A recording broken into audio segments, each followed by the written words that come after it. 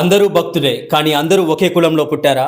పరమేశ్వరుని మహాభక్తులందరూ బ్రాహ్మణ కుటుంబంలోనే జన్మించారా? ఈ ప్రశ్నకు సమాధానం చెప్పేది ఈరోజు మీరు వినబోయే ఒక మహాభక్తుని చరిత్ర. పరమేశ్వరుడి ముందు నీ కులాలు పనిచేయవు, నీ వంశ గర్వం నిలబడదు, నీ సంపద విలువ ఉండదు. పరమేశ్వరుడి ముందు మాట్లాడేది నీ హృదయంలో ఉండే నిజమైన భక్తి మాత్రమే.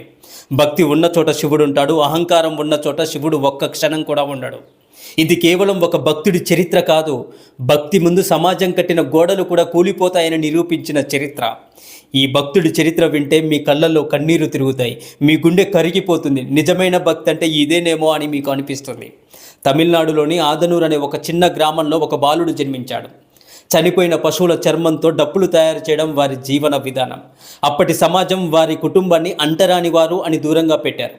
ఆ రోజుల్లో వారికి దేవాలయ గడప తొక్కే హక్కు కూడా లేదు. గుడి తలుపులు మూసివేయగలరేమో కానీ ఆ బాలుడి యొక్క భక్తుడి యొక్క హృదయ తలుపులను ఎవరైనా మూయగలరా చెప్పండి? ఆ బాలుడికి చిన్నప్పటి నుంచి శివుడంటే ప్రాణం.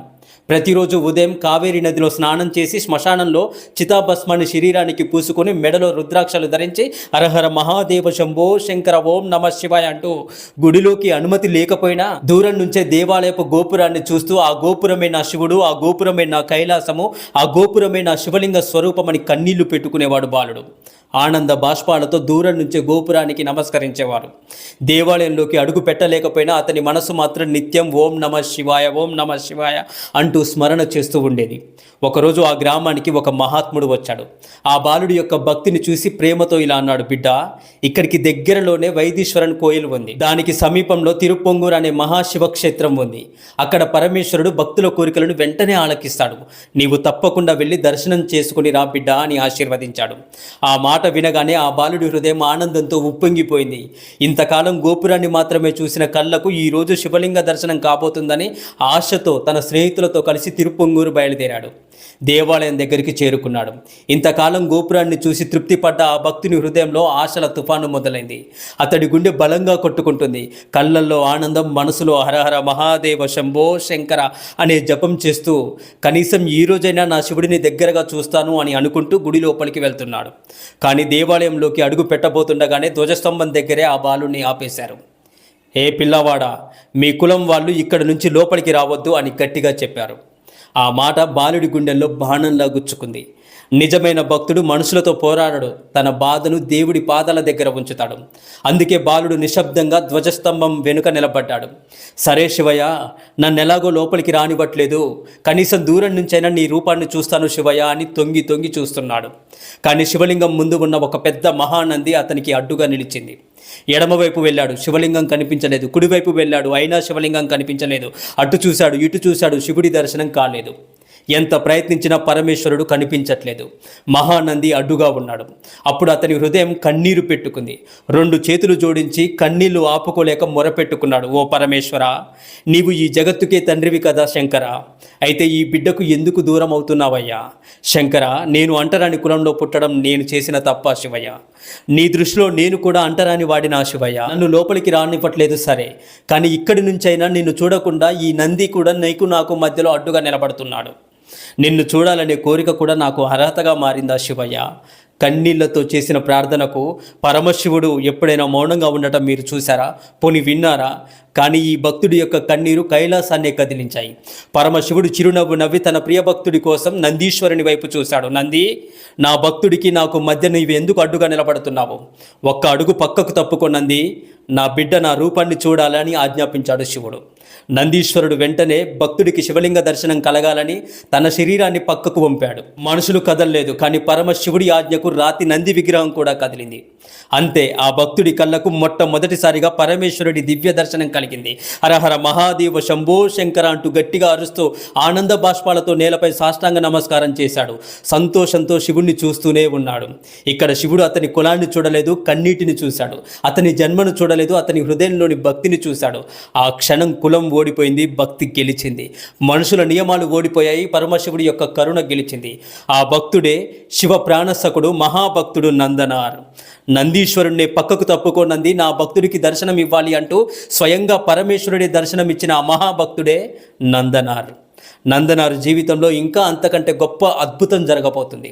పరమేశ్వరుని దివ్య దర్శనం జరిగిన ఆ క్షణం ఆ మహాభక్తుని యొక్క గుండె ఆనందంతో ఉప్పొంగిపోయింది. కళ్ళల్లో ఆనంద బాష్పాలు, హృదయంలో హరహర మహాదేవ శంభో శంకర అనే నామస్మరణ. శివయ్య, నాలాంటి పాపాత్ముడకు నీవు దర్శనమిచ్చావా? నీకు నేనేమిచ్చి ఈ రుణం తీర్చుకోగలను తండ్రి? కొంతసేపు ఇక్కడే కూర్చొని శివనామాన్ని జపించాడు. ఆ తర్వాత దేవాలయ ధర్మకర్తల దగ్గరికి వెళ్ళి వినయంగా చేతులు జోడించి ఇలా అన్నాడు బాలుడు. అయ్యా, ఈరోజు నా జన్మ ధన్యమైంది. సాక్షాత్తు పరమేశ్వరుడు నన్ను కరుణించాడు. నా స్వామికి నేను ఏదో ఒకటి సమర్పించాలి అనుకుంటున్నాను. నా దగ్గర ధనం లేదు, బంగారం లేదు, కానీ ఈశ్వరుడిచ్చిన ఈ శరీరం ఉంది. ఈ దేహంతో నా శివయ్యకు ఏదైనా సేవ చేయనియండి అయ్యా, అదే నా జన్మ ధన్యం అని వేడుకున్నాడు. నీకు గుడి లోపల సేవ చేసే అర్హత లేదు.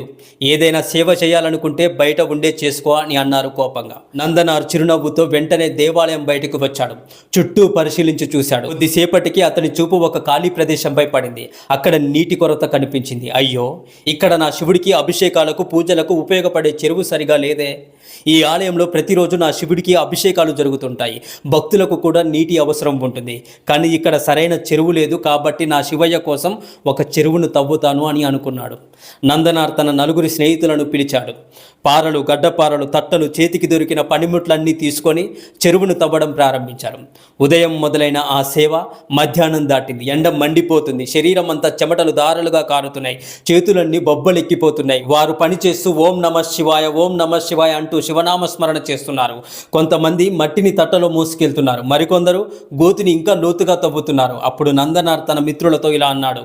ఈ చెరువు పూర్తయ్యే వరకు ఎవ్వరూ కూడా అన్నం తినకూడదు. కనీసం మంచినీరు కూడా తాగకూడదు. ఈరోజు మన ఆకలి శివసేవకు నైవేద్యంగా మారాలి అని ప్రతిజ్ఞ చేశాడు.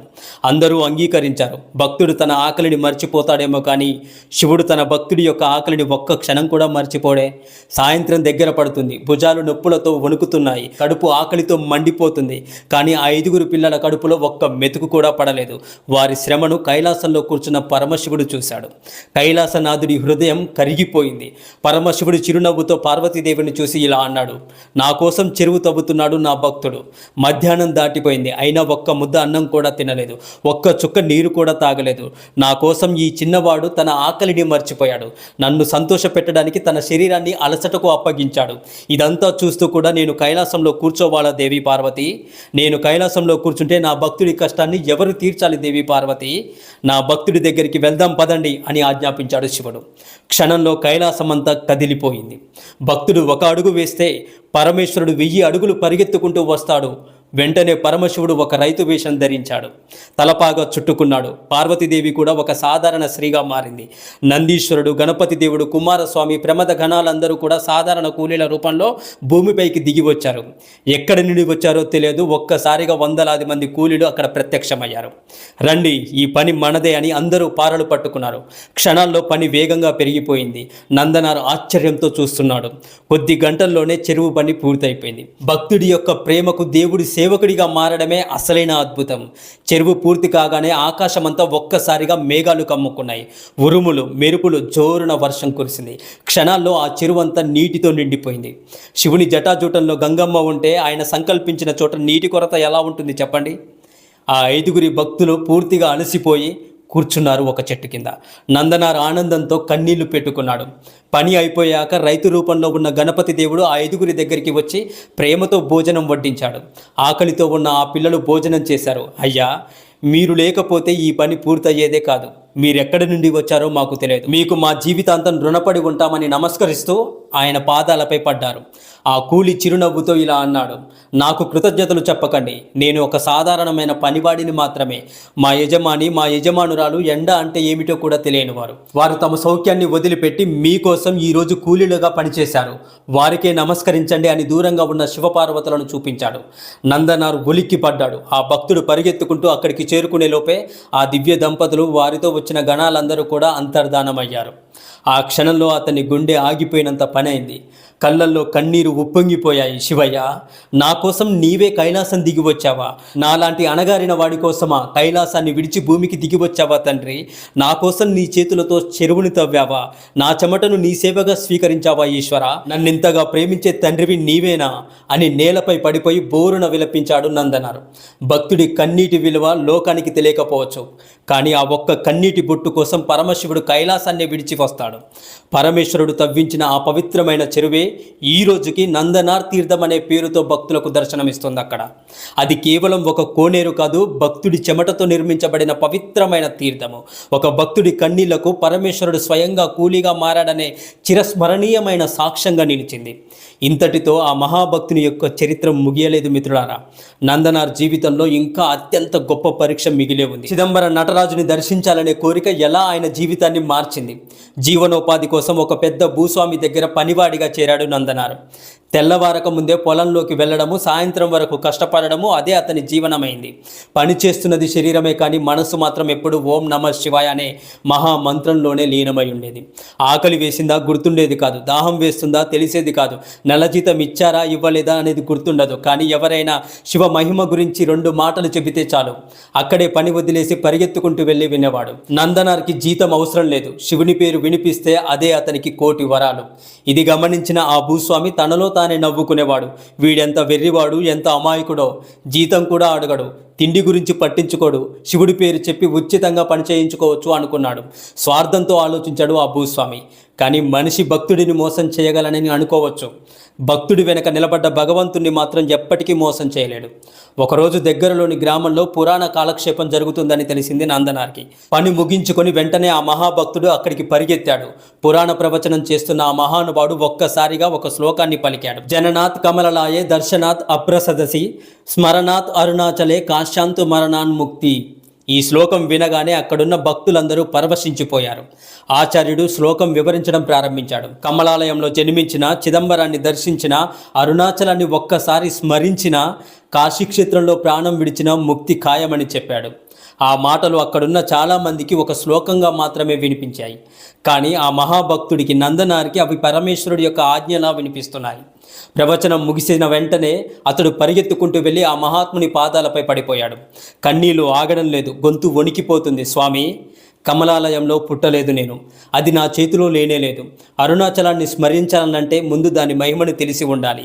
కాశీలో మరణిస్తానో లేదో కూడా తెలియదు, అది కూడా నా ఆధీనంలో లేదు.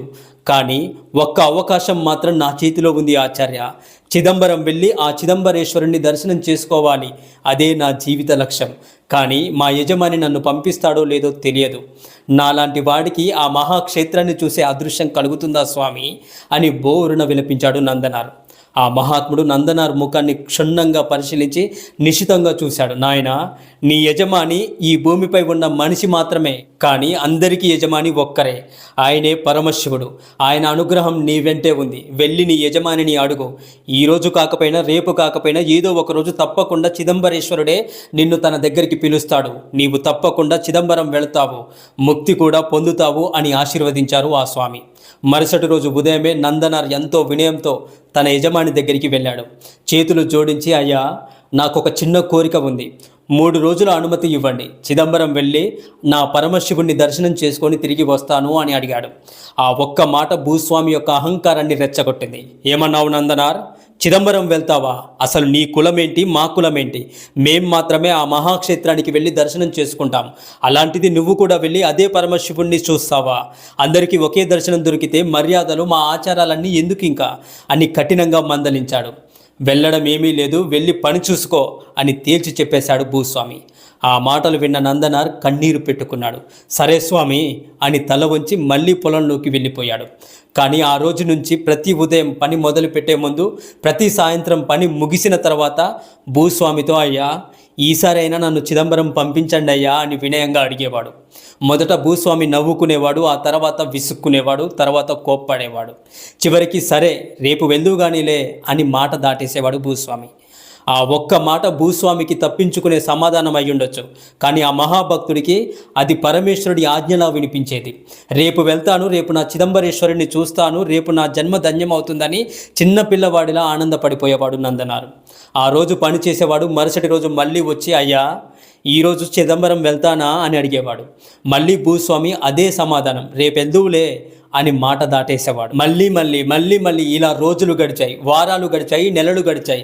కానీ ఆ నందనార్ ఆశ మాత్రం తగ్గట్లేదు. ప్రపంచం అతన్ని మోసం చేసింది, కానీ శివుడు నన్ను పిలుస్తాడు అనే నమ్మకాన్ని మాత్రం ఎవరూ మోసం చేయలేకపోయారు. ఎప్పుడు రేపు వెళ్తాను, చిదంబరం రేపు వెళ్తాను అనే మాటే అతని నోట వినిపించేది. చివరికి అతని అసలు పేరును కూడా చాలామంది మర్చిపోయారు. తమిళ ప్రజలు ప్రేమగా తిరునాలై పోవార్ అని ప్రేమగా పిలవడం మొదలుపెట్టారు. అంటే రేపు చిదంబరం వెళ్తాను అని జీవించిన మహాభక్తుడి పేరది. కాలం గడుస్తూనే ఉంది. ఒకరోజు దూర ప్రాంతం నుంచి కొందరు యాత్రికులు ఆ గ్రామానికి వచ్చారు. వాళ్ళందరూ మాట్లాడుకుంటున్నారు, ఈసారి చిదంబరంలో జరిగే మహోత్సవం ఆహా, 2 కళ్ళతో చూసిన తృప్తి తీరదు. అలాంటి దర్శనం జరిగితే జీవితం అంతా జన్మ ధన్యమైపోతుంది అని ఆనందంగా చెప్పుకుంటున్నారు. ఆ మాటలు నందనార్ చెవిలో పడ్డాయి. అంతే, ఇన్నాళ్ళు గుండెల్లో దాచుకున్న కోరిక అగ్ని పర్వతంలా బయటపడింది. కళ్ళల్లో కన్నీరు పెట్టుకుని గుండెల్లో చిదంబరం వెళ్ళాలి అనే తపనతో భయపడుతూనే మళ్ళీ భూస్వామి దగ్గరికి వెళ్ళాడు. ఈసారి కన్నీటితో, అయ్యా, ఈనాళ్ళు మీరు చెప్పిన ప్రతి మాట విన్నాను, ప్రతి సేవ చేశాను, పొలం పనులన్నీ చేస్తున్నాను, మీ అనుమతి కోసం ఎదురు చూశాను. కానీ ఈసారి మాత్రం ఎట్టి పరిస్థితుల్లోనూ నా చిదంబరేశ్వరుని దర్శించుకోవాలి. దయచేసి ఒక్కసారి అనుమతి ఇవ్వండి అయ్యా అని 2 చేతులు జోడించి నిలబడి అడిగాడు. ఆ భూస్వామి ఇవాళ వదిలించుకోకపోతే ఇంకా ప్రతిరోజు ఇలానే అడుగుతాడు నందనార్ అని మనసులో అనుకున్నాడు. అప్పుడు ఒక కుట్ర పన్నాడు. అతని ముఖంలో చిన్న చిరునవ్వు, సరే నందనార్, నువ్వు వెళ్ళొచ్చు, కానీ నేను చెప్పిన పని మొత్తం పూర్తయితేనే వెళ్ళు అన్నాడు. ఆ మాట వినగానే నందనార్ ముఖం చంద్రుడిలా వెలిగిపోయింది. నిజమా అయ్యా, నన్ను చిదంబరం పంపిస్తారా? చెప్పండి అయ్యా, ఏ పనైనా చేస్తాను, ప్రాణం పెట్టైనా సరే ఆ పనిని పూర్తి చేస్తాను అని ఆనందంతో ఉప్పొంగిపోయాడు. భూస్వామి నవ్వుతూ, మన 500 ఎకరాల పొలం మొత్తం దున్నాలి, విత్తనాలు చల్లాలి, నీరు పెట్టాలి, పంట పండించాలి, ధాన్యం కోయాలి, బస్తాలలో నింపాలి, ఆ బస్తాలన్నీ మళ్ళీ మా ఇంటి అరుగుపై పేర్చాలి. అది పూర్తయిన మరుసటి రోజే వెళ్ళి చిదంబరం దర్శనం చేసుకో అని చెప్పాడు భూస్వామి. ఆ పని ఒక్క రోజులో అయ్యేది కాదు, 1 వారం కాదు, నెలలు పట్టే పని అది. కానీ ఆ మహాభక్తుడికి ఆ లెక్కలేమీ తెలియదు. పని పూర్తయితే రేపు చిదంబరం వెళ్తాను అని ఆనందంతో పరిగెత్తుకుంటూ పొలం వైపు బయలుదేరాడు నందనార్. రేపు నా చిదంబరేశ్వరుణ్ణి దర్శిస్తాను అన్న ఒక్క ఆలోచన అతని శరీరానికి 100 ఏనుగుల బలాన్నిచ్చింది. వెంటనే నాగలి పట్టుకున్నాడు. ఒక్కడే ఆ విశాలమైన 500 ఎకరాల పొలాన్ని దున్నడం ప్రారంభించాడు. సూర్యుడు నెత్తిన మండిపోతున్నాడు. ఎండ శరీరాన్ని కాలుస్తుంది. కాళ్ళు చేతులు వణుకుతున్నాయి. చేతులకు రక్తం కారుతుంది. అయినా అతని పెదవులపై మాత్రం హరహర మహాదేవ శంభో శంకర ఓం నమ శివాయ అనే నామస్మరణ ఒక్క క్షణం కూడా ఆగలేదు. శివనామం జపించే ఆ నాలుకకు అలసటే ఉండదు. శివసేవ చేసే చేతులకు నొప్పి తెలియదు. ఒకసారి ఆకాశం వైపు చూసి, శివయ్య, రేపే కదా నేను చూడబోతున్నాను అని చిన్నపిల్లవాడిలా నవ్వుకుంటున్నాడు. ఆ నవ్వు చూస్తే రాయి కూడా కరిగిపోవాలి. అంతటి అమాయకత్వము, అంతటి నిష్కపటమైనటువంటి భక్తి నందనార్ది. ఆ రోజంతా ఒక్కడే శ్రమించాడు. సాయంత్రం అలసిపోయేసరికి ఆకలి, దాహం, అలసట, చేతిలో ఉన్న నాగలి జారిపోయింది.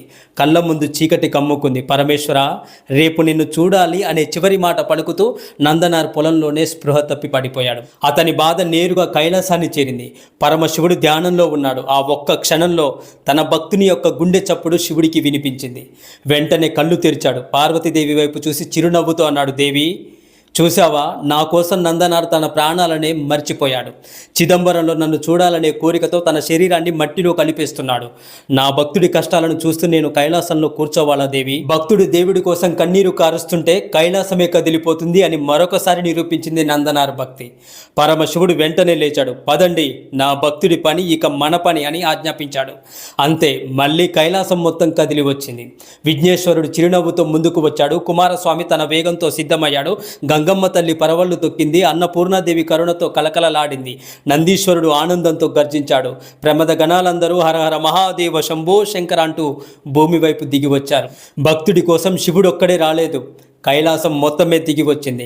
క్షణాల్లో ఆ దివ్య పరివారం పొలం మధ్యలో నిలబడ్డారు. పరమశివుడు స్వయంగా నాగలి పట్టాడు. గణపతి దేవుడు విత్తనాలను చల్లడం ప్రారంభించాడు. గంగాదేవి కాలువలన్నింటిలో నీరు ప్రవహింపజేసింది. కుమారస్వామి పంటను కాపాడుతున్నాడు. అన్నపూర్ణాదేవి ఒక్క క్షణంలో ధాన్య సమృద్ధిని ప్రసాదించింది. చూస్తుండగానే విత్తనం మొలిచింది, పంట పెరిగింది, పసిడి ధాన్యంగా మారింది, కోత కూడా పూర్తయింది, బస్తాలు నిండిపోయాయి. అన్నీ ఒక్క రాత్రికి రాత్రే జరిగిపోయాయి. పరమేశ్వరుడు సంకల్పిస్తే ఋతువులు కూడా ఆయన ఆజ్ఞ కోసం ఎదురు చూస్తాయని నిరూపించాయి. చివరగా పరమశివుడు స్వయంగా ధాన్యపు బస్తాలను కట్టాడు. నంది ఈ ధాన్యపు బస్తాలను తీసుకువెళ్లి యజమాని ఇంటి అరుగుపై పేర్చు అని ఆజ్ఞాపించాడు. నందీశ్వరుడు ఆనందంగా అన్ని బస్తాలను మోసుకెళ్లి అరుగు నిండా అందంగా పేర్చాడు. అన్ని పనులు పూర్తయ్యాక పరమశివుడు దూరంగా స్పృహ లేకుండా పడి ఉన్నటువంటి తన భక్తుడిని ప్రేమగా చూశాడు. నందనార్, రేపు కాదు అతి త్వరలోనే నన్ను చిదంబరంలో చూస్తావు అని ఆశీర్వదించి దివ్య పరివారంతో కలిసి అంతర్ధానమయ్యాడు శివుడు. ఇంతలో తెల్లవారింది. భూస్వామి నిద్రలేచి బయటికి వచ్చాడు. అరుగు మీద చూశాడంతే. ఆయన గుండె ఒక్కసారిగా ఆగిపోయినంత పనైంది. అరుగు నిండా పసిడి ధాన్యపు బస్తాలు కనిపించాయి. కళ్ళు నులుపుకొని మళ్ళీ చూశాడు. అవే బస్తాలు, అదే ధాన్యము, అదే అద్భుతం. అతని శరీరం వణకడం ప్రారంభించింది. అరుగు నిండా పసిడి ధాన్యపు బస్తాలు కనిపించాయి. ఒకటి కాదు, రెండు కాదు, పొలం మొత్తం పండించిన ధాన్యం అంతా కనిపిస్తుంది.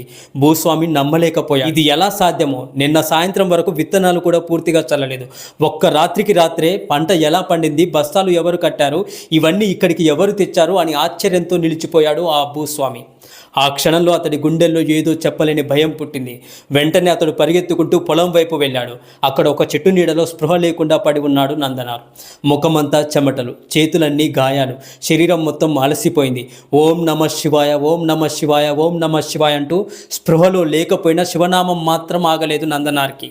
ఆ దృశ్యాన్ని చూసి భూస్వామి గుండె పగిలిపోయింది. కళ్ళల్లో కన్నీరు నిండిపోయాయి. అయ్యో, నేనెంత అంధుడిని! పరమశివుడు తన ప్రాణంగా చూసిన భక్తుణ్ణి గుర్తించలేకపోయానే అని బోరున విలపించాడు. వెంటనే నందనార్ యొక్క పాదాల దగ్గర మోకాళ్లపై కూర్చున్నాడు భూస్వామి. రెండు చేతులతో ఆయన పాదాలను పట్టుకొని ఏడుస్తూ ఉన్నాడు.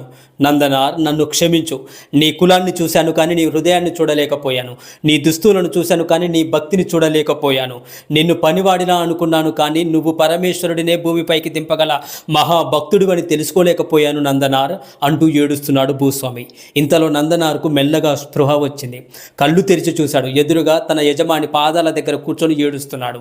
ఆయన వెంటనే గబగబా లేచి భూస్వామిని పైకి లేపుతూ అన్నాడు, అయ్యా, మీరు ఇలా చేయకండి, మీరు నా యజమాని అని వినయంగా అన్నాడు నందనార్. భూస్వామి ఏడుస్తూ, కాదు నందనార్, ఈ రోజు నుంచి నేను నీ యజమానిని కాదు, నీవు శివుడి యొక్క బిడ్డవు, నేను నీకు అపరాధిని అని చేతులు జోడించాడు. నందనారు మాత్రం ఏమీ జరగనట్టే చిరునవ్వు నవ్వాడు. ఆ చిరునవ్వులో కోపం లేదు, పగ లేదు, బాధ లేదు, క్షమ మాత్రమే ఉంది. అప్పుడతడు ఎంతో అమాయకంగా ఒక చిన్న పిల్లవాడిలో ఒక ప్రశ్న అడిగాడు, అయ్యా, కనీసం ఇప్పుడైనా నేను చిదంబరం వెళ్ళవచ్చా అని అడిగాడు. అంతే. ఆ ప్రశ్న విన్న భూస్వామి యొక్క గుండె కరిగిపోయింది. నన్ను నిజంగానే పిలిచావా? నాలాంటి పాపికి కూడా ఈ భాగ్యాన్ని ఇస్తున్నావా తండ్రి అని నేలపై సాష్టాంగ పడిపోయాడు. కొద్దిసేపటికే ఆనందంతో ఆలయం వైపు పరిగెత్తాడు. అప్పటికే ఆలయ ద్వారం దగ్గర ధర్మకర్తలు నిలబడి ఉన్నాడు. వాళ్ళు నందనార్ని చూసి అడ్డంగా నిలబడ్డారు. ఆగు నందనార్, నీవు లోపలికి రావడానికి వీల్లేదు అని కఠినంగా చెప్పారు. ఆ మహాభక్తుడు వినయంగా చేతులు జోడించి, అయ్యా, నన్ను పిలిచింది మీరు కాదు, స్వయంగా నా చిదంబరేశ్వరుడే పిలిచాడు. ఆయన దర్శనం చేసుకుని వెంటనే వెళ్ళిపోతానయ్యా, దయచేసి నా శివయ్యను దర్శనం చేసుకోనివ్వండి అని వేడుకున్నాడు. కానీ వారి హృదయం కరగలేదు. మాకు తెలియదు నందనార్, మాకు శివుడి ఆజ్ఞ వస్తేనే నిన్ను లోపలికి అనుమతిస్తామని తేల్చి చెప్పేశారు. ఆ మాట వినగానే అతడు వాదించలేదు, కోప్పడలేదు. అక్కడే ఆలయం బయట కూర్చున్నాడు. శివయ్య, నీవు పిలిచావు, ఇప్పుడు నీవే లోపలికి తీసుకెళ్ళాలి అని కళ్ళు మూసుకొని జపాన్ని మొదలుపెట్టాడు నందనార్. ఒకరోజు గడిచింది, 2 రోజులు గడిచాయి, 3 రోజులు గడిచాయి. కాలం గడుస్తూనే ఉంది. ఆహారం లేదు, నీరు లేదు, శరీరం చిక్కిపోయింది. కానీ ఆకలి అతని కడుపును తినేస్తుంది, శివభక్తి మాత్రం అతని ఆత్మను నిలబెడుతుంది. ఇలా 5 రోజులు గడిచాయి, 7 రోజులు గడిచాయి, 10 రోజులు గడిచాయి. ఇంకా అదే జపం చేస్తున్నాడు. పరమేశ్వర, నీ ఒక్క దర్శనం ఇప్పించు తండ్రి అని వేడుకుంటున్నాడు. చివరికి 12 రోజులు గడిచాయి. శరీరంలో నిలబడే శక్తి కూడా లేదు నందనార్కి. అయినా ఆయన పెదవులపై చిరునవ్వే. ఎందుకంటే అతనికి తెలుసు, నా శివుడు నన్ను పరీక్షిస్తున్నాడు, వదిలేయడం లేదు అని. అంతలో ఆలయ అర్చకులలో ఒకరు బయటికి వచ్చి అతని దగ్గరికి వచ్చి, నందనార్, నిన్న రాత్రి పరమశివుడు నాకు కలలో కనిపించాడు, నీకు అనుమతి ఇచ్చాడు అని అన్నాడు. ఆ మాట వినగానే నందనార్ కళ్ళలో ఆనందం పొంగిపోయింది. అయ్యో శివయ్య, ఇన్నాళ్లకు కరుణించాడా నా తండ్రి అని లేవబోతుండగా అప్పుడే అర్చకుడు మరొక మాట అన్నాడు. ఆగు నందనార్, కానీ ఒక షరతు ఉంది. పరమేశ్వరుడు నిన్ను శుద్ధి పొంది రమ్మన్నాడు అని ఆజ్ఞాపించాడు అన్నాడు. నందనార్ వెంటనే అన్నాడు, అలాగే స్వామి, కావేరీ నదిలో స్నానం చేసి వస్తాను అన్నాడు. అర్చకుడు తల ఊపాడు. కాదు కాదు నందనార్, శుద్ధి పొంది రమ్మన్నది నీటితో కాదు, అగ్నితో శుద్ధి పొంది రావాలని పరమేశ్వరుడి ఆజ్ఞ అన్నాడు. ఆ మాట అక్కడున్న వారందరినీ నిశ్శబ్దంలోకి నెట్టింది. కానీ నందనార్ ముఖంలో మాత్రం భయమే లేదు, ఆనందమే ఉంది. అంతేనా, నా శివయ్య చెప్పింది అంతేనా? అయితే అది అగ్ని అయినా ప్రాణమైనా అన్ని శివయ్యకే సమర్పణ చేస్తాను అని చిరునవ్వుతో అన్నాడు నందనార్. నిజమైన భక్తుడికి అగ్ని కూడా భయం కాదు, ఎందుకంటే అతడికి అగ్నిలో కూడా కనిపించేది పరమేశ్వరుడే కాబట్టి. చిదంబర క్షేత్రంలో ఒక మహాచితిని పేర్చడం ప్రారంభించారు. అక్కడున్న వేలాది మంది భక్తులు ఆశ్చర్యంగా నందనార్ని చూస్తున్నారు. కానీ ఆయన కళ్ళల్లో మాత్రం ఒక్కటే కనిపిస్తుంది, నటరాజస్వామి యొక్క చిరునవ్వు. వేలాది మంది భక్తులు ఆ భక్తుడిని చూస్తున్నారు. మధ్యలో ఆకాశాన్ని తాకేలా మండుతున్న అగ్నిగుండము, ఎగిసిపడుతున్న మంటలు, వాటి వేడి దూరం నుంచే తగులుతుంది. కానీ ఆ మహాభక్తుడి ముఖంలో మాత్రం భయం లేనే లేదు, ఎందుకంటే అతను అగ్నిని చూడటం లేదు. ఆ అగ్ని అవతల నిలబడి చిరునవ్వు నవ్వుతున్న చిదంబరేశ్వరుణ్ణి చూస్తున్నాడు నందనార్ మెల్లగా సమీపంలోని పవిత్రమైన నదికి వెళ్ళాడు. స్నానం చేశాడు. తెల్లని విభూతిని శరీరమంతా ధరించాడు. నుదుటిపై 3 విభూతి రేఖలు గీసుకున్నాడు. 2 చేతులు జోడించాడు. ఆకాశం వైపు చూసి కన్నీళ్లతో ఇలా అన్నాడు: ఇన్నాళ్ళు నీ గోపురం కోసం తప్పించాను, తర్వాత నీ దర్శనం కోసం ఏడ్చాను. ఈరోజు నిన్ను చేరడానికి నా ప్రాణాన్నే సమర్పిస్తున్నాను. ఈ శరీరం నీదే శివయ్య, నా ఈ శ్వాస నీదే, నా ఈ జన్మ నీదే, నన్ను నీలో కలుపుకో తండ్రి అని నమస్కరించాడు. నందనార్ మెల్లగా ఆ అగ్నిగుండం వైపు నడిచాడు. అక్కడున్న ప్రజల గుండెలు బరువెక్కాయి. కొంతమంది భక్తులు కళ్ళు మూసుకున్నారు, మరికొందరు భక్తులు కన్నీళ్లు పెట్టుకుంటున్నారు. నందనార్ అడుగులు మాత్రం తడబడట్లేదు. ప్రతి అడుగులో ఓం నమ శివాయ, ఓం నమ శివాయ, ఓం నమ శివాయ, హరహర మహాదేవ శంభో శంకర అనే మహామంత్రం మారుమోగుతుంది. చివరిసారి చిదంబర గోపురాన్ని చూశాడు నందనార్. శివయ్య వస్తున్నాను, నీ దగ్గరికే వస్తున్నాను తండ్రి అని చిరునవ్వుతో అగ్నిలో అడుగు పెట్టాడు నందనార్. 1 అడుగు వేశాడు, 2 అడుగులు వేశాడు, 3 అడుగులు వేశాడు. వేలాది మంది భక్తులు ఊపిరి బిగబట్టుకొని చూస్తున్నారు. ఒక అద్భుతం జరిగింది. ఆ మంటలు అతని శరీరాన్ని కాల్చలేదు. ఆ అగ్నిశిఖలు పూల రేకుల్లా మారిపోయాయి. ఆ అగ్ని జ్వాలలు ఒక దివ్యమైన పుష్పమాలలుగా రూపాంతరం చెంది నందనార్ మెడలో అలంకరించాయి. అతని దేహంపై ఒక్క కాల్చిన మచ్చ కూడా లేనేలేదు, ఒక్క బొబ్బ కూడా లేదు శరీరంపై. భక్తుడిని కాల్చే శక్తి అగ్నికి లేదు, ఎందుకంటే అతడి హృదయంలో అప్పటికే పరమశివుడు నివసిస్తున్నాడు. ఆ దృశ్యాన్ని చూసిన భక్తులు చిదంబరం మొత్తం కూడా హరహర మహాదేవ శంభో శంకర, హరహర మహాదేవ శంభో శంకర, ఓం నమ శివాయ అనే నినాదాలతో మారుమోగిపోయింది. అర్చకులు, ధర్మకర్తలు, రాజులు, ప్రజలు, భక్తులు అందరూ ఆశ్చర్యంతో నందనార్ పాదాలకు నమస్కరించారు. ఆ మహాభక్తుడు ఆలయంలోకి ప్రవేశించాడు. జీవితంలో మొట్టమొదటిసారి చిదంబరేశ్వరుని గర్భగుడిలోకి అడుగుపెట్టాడు. నందనార్ ఎదురుగా ఆనంద తాండవం చేస్తున్న నటరాజస్వామి వారు దర్శనమిచ్చారు. పక్కనే శివకామ సుందరి అమ్మవారు కూడా దర్శనమిచ్చారు. ఆ దృశ్యాన్ని చూడగానే నందనార్ శరీరం వణికిపోయింది. కళ్ళల్లో కన్నీళ్లు ధారలుగా కారుతున్నాయి. తండ్రి శివయ్య, ఇంత ప్రేమ నీ హృదయంలో దాచుకున్నావా తండ్రి నాపై? చివరికి నన్ను నీవు నీ హృదయంలోకి ఆహ్వానించావు అని బోరున విలపించాడు నందనార్. ఆనంద బాష్పాలతో నటరాజస్వామి పాదాలపై సాష్టాంగపడ్డాడు. మళ్ళీ లేవలేదు. ఆ క్షణంలో నందనార్ శ్వాస పరమశివుని యొక్క శ్వాసలో కలిసిపోయింది. ఆయన జీవుడు శివజ్యోతిలో ఐక్యమైపోయాడు. పుట్టినప్పుడు సమాజం అతన్ని అంటరాని వాడని దూరం పెట్టింది. చివరికి పరమశివుడు మాత్రం నీవు నావాడివి నందనార్ అని తనలో కలుపుకున్నాడు. ఇదే భక్త నందనార్ యొక్క భక్తి మహిమ. అందుకే 63 మంది నాయనార్లలో ఆయనకు చిరస్థాయిగా స్థానం నిలిచింది. చిదంబరంలో నటరాజస్వామి పక్కనే ఒక తెర ఉంటుంది. ఆ తెర తొలగించినప్పుడు దాని వెనక విగ్రహం కనిపించదు, శూన్యం మాత్రమే కనిపిస్తుంది. ఆ శూన్యమే చిదంబర రహస్యం. ఈ రోజుకి తిరుప్పొంగూరు క్షేత్రంలో నందనార్ మహాభక్తుని యొక్క సన్నిధి ఉంటుంది. ఆయన సేవ చేసిన పవిత్ర తీర్థం ఉంటుంది. పక్కకు వంగిన నందీశ్వరుడు ఉంటాడు. ఈ 3 ఒకే విషయాన్ని తెలియజేస్తున్నాయి మనకు. పరమశివుడు కులాన్ని చూడడు, హృదయాన్ని చూస్తాడు. జన్మను చూడడు, భక్తిని చూస్తాడు. దేహాన్ని చూడడు, దైవ ప్రేమను చూస్తాడు. అందుకే భక్తి ఉన్న చోట శివుడు స్వయంగా వస్తాడు. ప్రేమ ఉన్న చోట పరమేశ్వరుడు నివసిస్తాడు. అహంకారం లేని హృదయమే శివుడికి నిజమైన కైలాసం అవుతుంది. ఒక్కసారి ఆలోచించండి, నందనార్ దగ్గర ఏముంది? ధనం లేదు, పదవి లేదు, విద్య లేదు, సమాజంలో కనీసం గౌరవం కూడా లేదు, దేవాలయం లోపలికి వెళ్ళే హక్కు కూడా లేదు. కానీ ఆయన దగ్గర ఒకటే ఉంది, పరమేశ్వరుడి మీద అచంచలమైన విశ్వాసం. అదే విశ్వాసం నందీశ్వరుని పక్కకు తప్పించింది. అదే విశ్వాసం పరమశివుణ్ణి కూలీగా మార్చింది. అదే విశ్వాసం కైలాసాన్ని భూమిపైకి దింపింది. అదే విశ్వాసం అగ్నిని పూలమాలలుగా మార్చింది. చివరికి అదే విశ్వాసం ఒక సాధారణ మనిషిని 63 మంది నాయనార్లలో ఒక చిరస్థాయిగా నిలబెట్టింది. భక్తి ఉంటే చాలు, పరమశివుడు మన జన్మను అడగడు, మన కులాన్ని అడగడు, మన సంపదను అడగడు. ఆయన చూసేది ఒక్కటే, మన హృదయంలో తన కోసం ఎంత స్థానం ఇచ్చామన్నదే చూస్తాడు. ఈ రోజుల్లో మనం చిన్న చిన్న కష్టాలకే దేవుడు నన్ను మర్చిపోయాడు అని అనుకుంటారు. కానీ ఒక్క కోరిక నెరవేరకపోయినా భక్తిని వదిలేస్తున్నాం. ఒక్క పరీక్ష వచ్చినా దేవుణ్ణి ప్రశ్నిస్తున్నాం.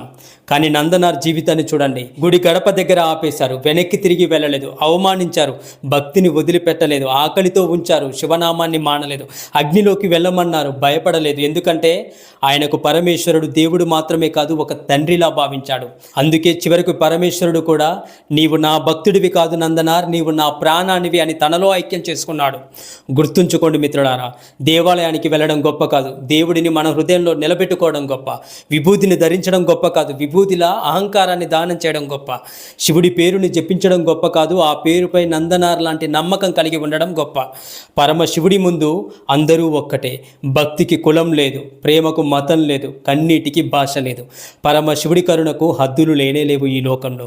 ఈ కథ విన్న తర్వాత మన జీవితంలో ఒక మంచి మార్పు వచ్చినా, ఒక్కసారి ఓం నమః శివాయ అని మనస్ఫూర్తిగా పలికినా అదే ఈ కథకు నిజమైన ఫలితం అవుతుంది. పరమేశ్వరుడు నందనార్ లాంటి భక్తి మనకు ఇవ్వలేకపోయినా పర్వాలేదు, కానీ ఆయన పాదాలను ఎప్పటికీ విడిచిపెట్టని విశ్వాసాన్ని మాత్రం ప్రతి భక్తుడికి ప్రసాదించాలి. అందరం ఒక్కసారి భక్తి శ్రద్ధలతో పలుకుదాం. హరహర మహాదేవ శంభో శంకర ఓం నమః శివాయ. ఈ వీడియో మీకు నచ్చితే మీ యొక్క విలువైన అభిప్రాయాన్ని తెలియజేస్తూ ఖచ్చితంగా లైక్ చేయండి. వీలైతే ఛానల్ని సబ్స్క్రైబ్ చేసుకొని బెల్ ఐకాన్ క్లిక్ చేసుకోండి. హరే కృష్ణ. ఓం నమః శివాయ.